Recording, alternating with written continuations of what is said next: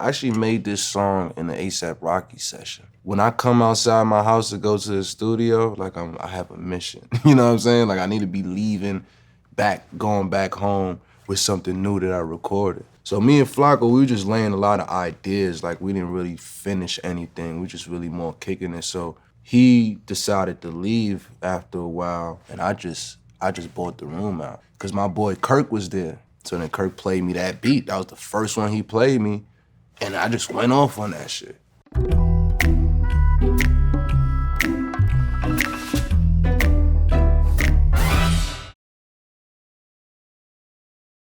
My writing process depends on my mood. Sometimes I freestyle because it's just a vibe I want to get off.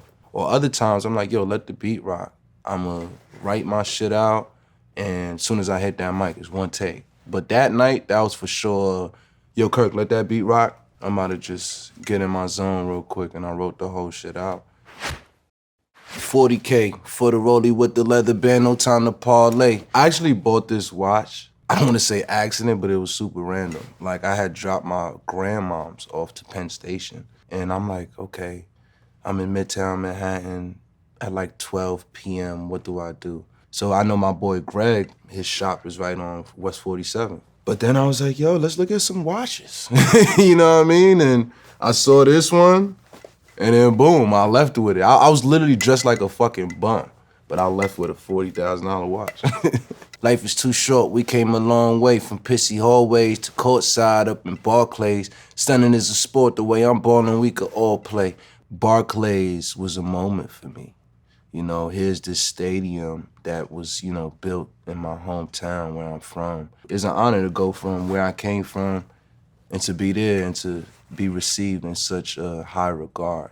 In this short amount of time, like, we still did come very far. My cup overflowing, I'm feeling fine in the Chardonnay. I dropped 7 bands at Rick Owens, it was a calm day. I met a friend at the Rick Owens store, and she was going crazy. She did like 14 bands that day. Like I had to do something. I had to put something on the scoreboard. She did like 14 bang. I was like, damn, you feeling like that?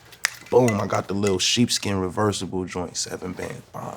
That really happened. Prices looking like a zip code. I switch zones when it get cold, so they gonna have to throw their shade from far away. They say it's a life hack when you leave your hometown. Now you can live in a city where, you know, you don't got your comforts and you ain't got your anchors. Sometimes you gotta go away to get celebrated, you know what I'm saying? So that's like kind of a little bit of where that line comes from. I'm brought it in, walking with your broad down Broadway, skip the foreplay and brought it back to where the dawn lays, Brooklyn.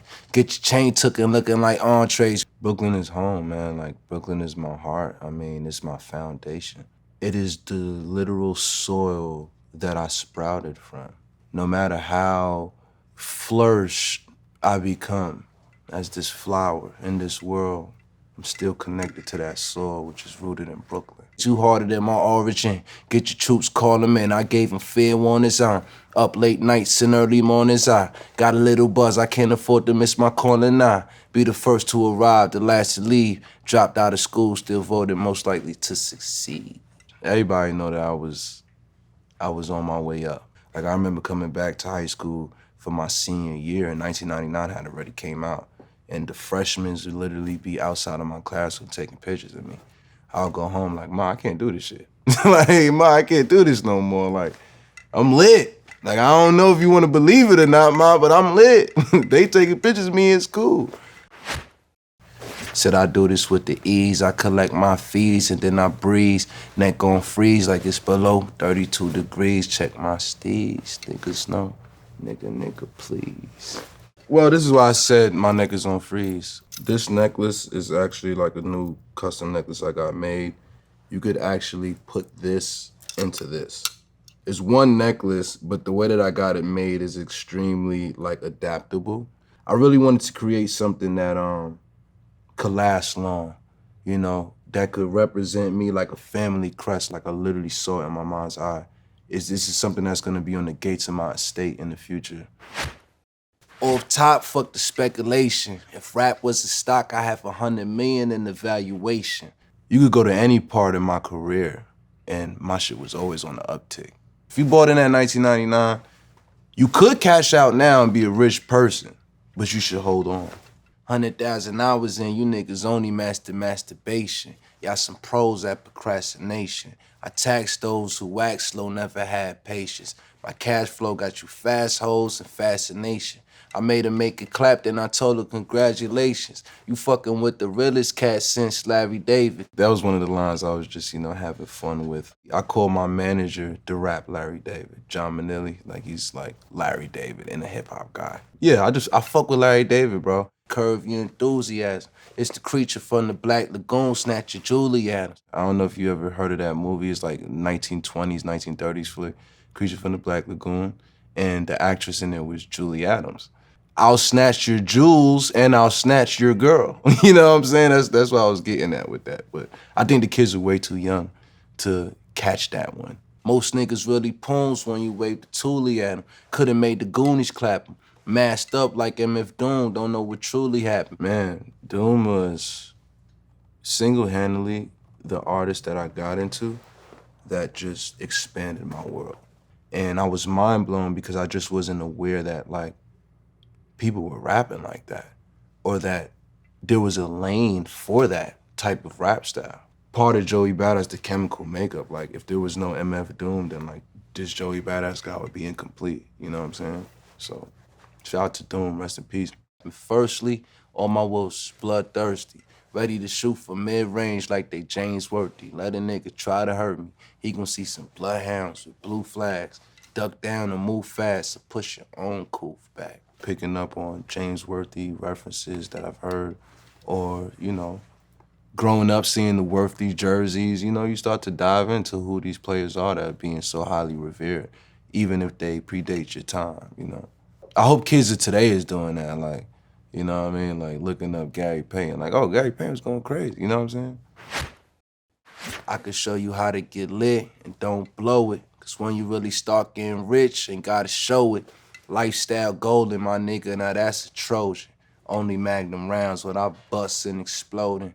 It's sometimes, it just aligns like that. Here's one word that makes two worlds connect. How can I continue to play off of that? Lifestyle golden. Lifestyles is a Trojan condom. I guess I'm good at what I do. 8-figure nigga, so I'm always getting chosen.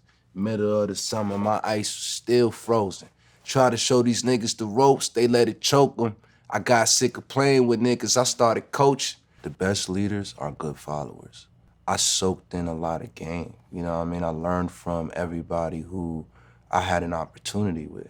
Like some people don't do well with the information, or they don't listen to it, or they take it for granted. It's like you could tell somebody, yo, that room is on fire. But everybody wanna see how hot the room is. I ain't worried about y'all hangs, cause y'all jokers. Hit the royal flush on niggas, ain't talking poker. Acting like my shit don't stink when it's supposed to. I'm laughing on my way to the bank, I'm in that Rover.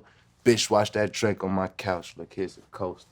Lately, I've started to feel like this big analogy that life is like a game of Uno. Like sometimes you just get the right hand. You know what I'm saying? Like it's just circumstantial. Sometimes the right hand just stumbles to your hand. So sometimes you just gotta be patient. Had to cut back on my toast, get fully focused. Cadillac came with a toast, it's fully loaded. It's 10 years killing this game, I'm really goated, nigga. After 10 years in, man, I gotta say that I'm really most proud of my integrity.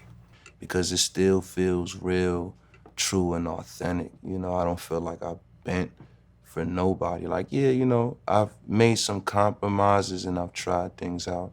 But for the most part, I stayed true to who I am. I'm the motherfucking greatest. I know you hate it, most underrated. At least they ain't never underpaid.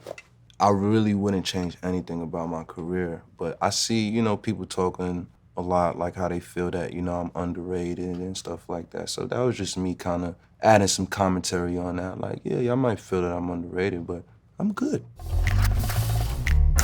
See, I think that word is funny, by the way, like goated is, it's kind of like just a little funny thing that I put at the end to speak to the kids, because they be throwing that shit around so loosely, like, oh, you're the GOAT, boom, boom, boom. How you have multiple greatest of all time? Then who's the greatest of all time? Who's the greatest?